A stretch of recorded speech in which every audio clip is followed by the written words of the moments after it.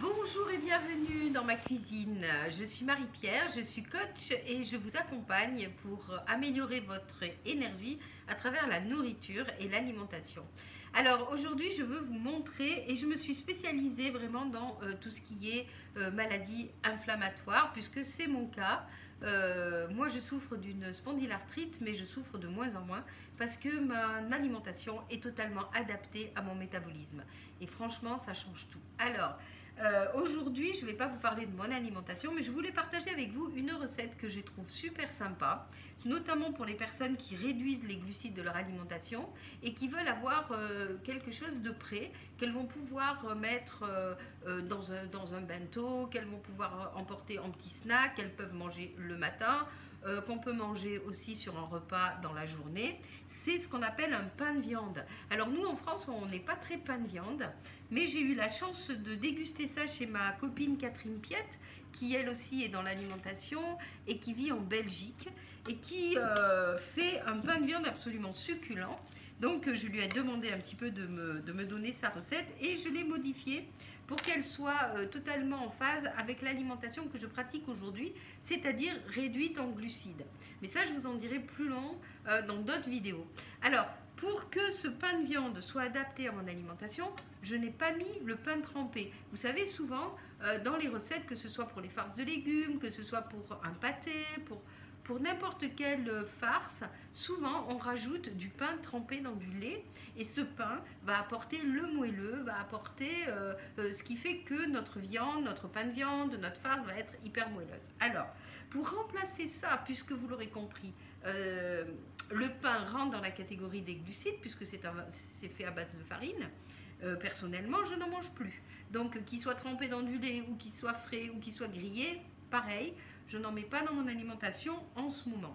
Donc j'ai changé en fait, au lieu de mettre du pain trempé et du lait, en fait j'ai mis 2 œufs au lieu d'un dans la recette d'origine et j'ai mis 2 cuillères à soupe de crème, ce qui va apporter du moelleux.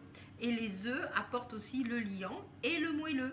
Donc vous verrez que quand vous allez faire cuire votre pain de viande, vous n'aurez pas besoin vous aurez cet aspect moelleux. Et c'est pareil quand vous faites des tomates farcies, quand vous faites des courgettes farcies. C'est pareil quand vous faites, par exemple, moi, ça m'arrive souvent de faire des boulettes de viande, parce que finalement, dans une alimentation réduite en glucides, on apporte à la place des féculents, à la place du pain, à la place des farineux, à la place de beaucoup de tous ces aliments glucidiques, on va apporter un petit peu plus de protéines. Ça aussi, je vous le développerai un peu plus tard. Et là, du coup, les boulettes, les pains de viande, les tomates farcies, les légumes farcis, ça peut être une bonne solution pour varier notre alimentation autour des protéines. Donc là, aujourd'hui, je vous montre, alors je vais baisser un petit peu ma caméra, voilà. Donc là, j'ai fait donc un pain de viande et je vous donne la recette.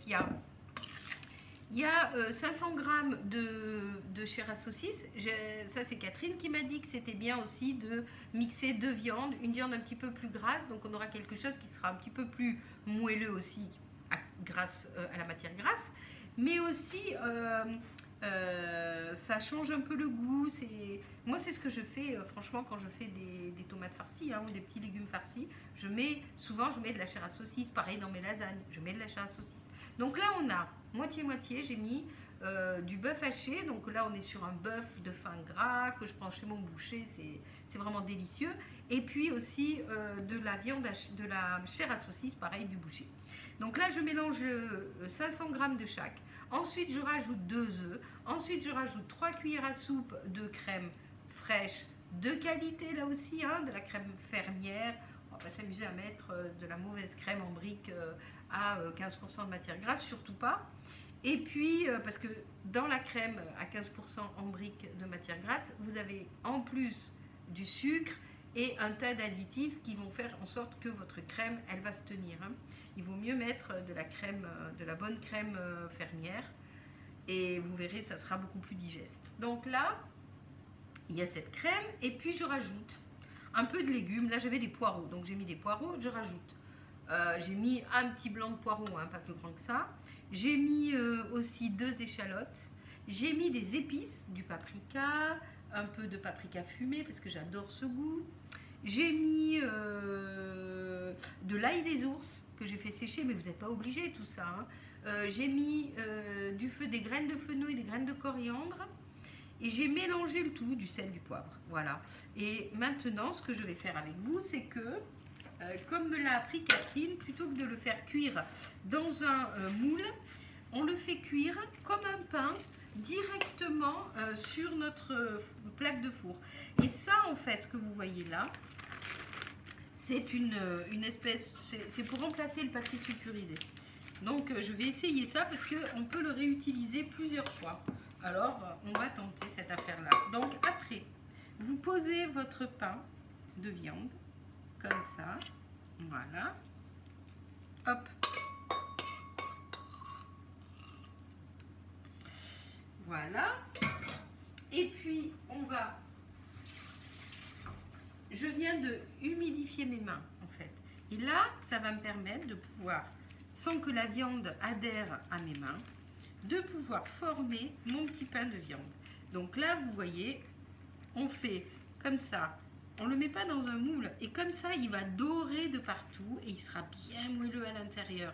Et là, on va le mettre pendant, je dirais, environ 45 minutes à 170 degrés. D'accord? Alors, j'ouvre le four. Je vais enfourner mon pain. Et si j'arrive à faire en sorte que ce soit possible, je vous filmerai la fin et puis on fera des petites tranches pour que vous voyez bien comment ça cuit à l'intérieur. Eh bien, je vous souhaite une excellente journée. N'hésitez pas à me contacter par téléphone ou directement sur ma boîte mail, hein, sur mapi.valier@gmail.com. Si vous voulez des renseignements sur une alimentation anti-inflammatoire, c'est-à-dire une alimentation qui va améliorer votre santé au quotidien, votre énergie, une alimentation qui va vous aider à avoir moins mal dans les articulations, qui va vous permettre peut-être de diminuer vos prises de médicaments parce que vous sentirez moins de douleur. Une alimentation qui va vous permettre d'alléger votre silhouette, de dégonfler, d'avoir moins de ballonnement, etc., etc. Eh bien, je peux vous aider à mettre cette alimentation-là en place. Donc, n'hésitez pas à me contacter, soit par mail, soit sur mon site. Vous pouvez me laisser un message. Donc, le site, c'est lacuisinedemapi.com, www.lacuisinedemapi.com. Et voilà, et là je vous donne des infos, je vous donne des astuces et on peut travailler ensemble à travers un coaching alimentaire individuel. Voilà, et bien je vous souhaite une très belle journée, je vous dis à très bientôt, ciao.